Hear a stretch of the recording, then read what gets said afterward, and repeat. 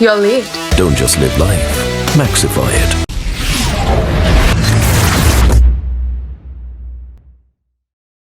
79 not out of 104 balls. I think it's the second 70 score for Mithali Raj in this series, if I'm not mistaken. And Yash, we could talk a lot about the impact the first match, the first score of 70 had, but not hard to say about this one yet, because 188 out of which Mithali has scored 79. No, she's done nothing wrong. It's the partners that she needed and she didn't get. Your thoughts about her knock? Mute. Sorry. So, Mithali Raj, what do you call? She's been that epitome of consistency all throughout her career.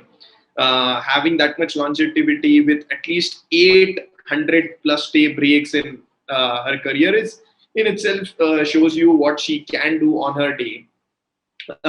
In 2021 alone, her scores have been 50, 36, 45, 55 not out, and today another 70.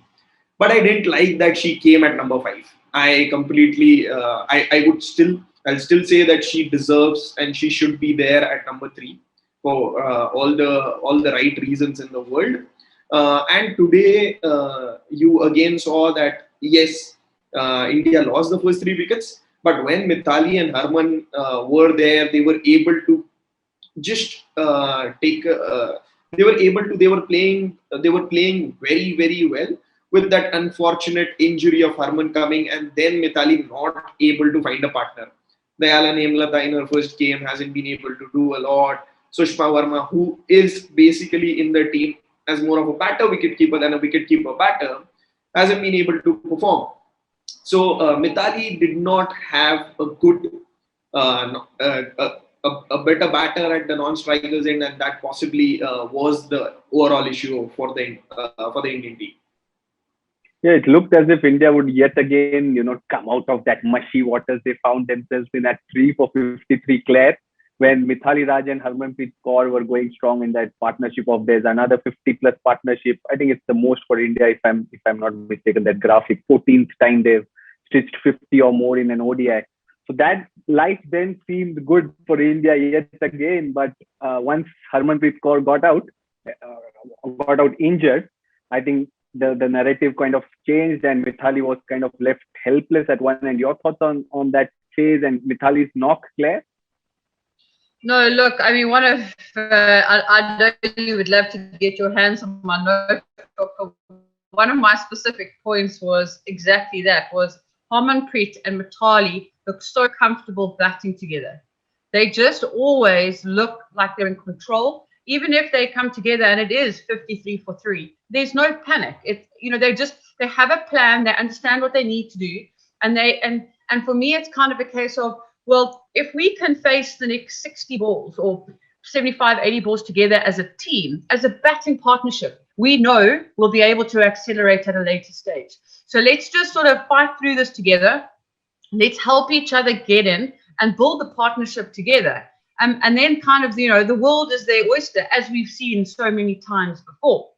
Unfortunately, in this situation, Harmanpreet has picked up, and it sounds like it's a hip flexor injury, which could be a little bit problematic. With my background, I understand the hip flexor injury can be quite an issue. And the problem with the hip flexor as well, it can start causing issues in your lower back, as well as pulling through into your quads and all quadriceps and all that sort of thing. So if it is a serious injury, it's not great news for the Indian camp. Let's hope it's just a little bit of a tweak. And then I totally agree with them then pulling her off and the physio saying, come, let's rather go and have a look at this, because that's something you don't want to injure further. And you don't want to sort of increase the severity of that injury, because then coming back on that is going to take her a lot longer.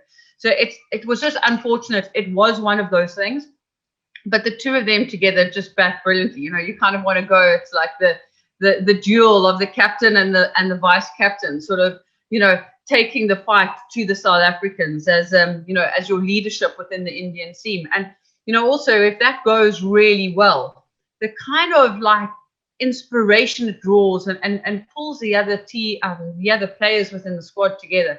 It's just, you can see your leadership team sort of leading from the front. it sends a big message to the rest of the team. So yeah, I feel desperately sorry for them because I did think that upset their momentum. And they probably had another score of 260, 270 on the board. Let's be very, very honest. We don't have crystal balls here, but if that partnership carried on for a bit, South Africa were looking to chase a big innings.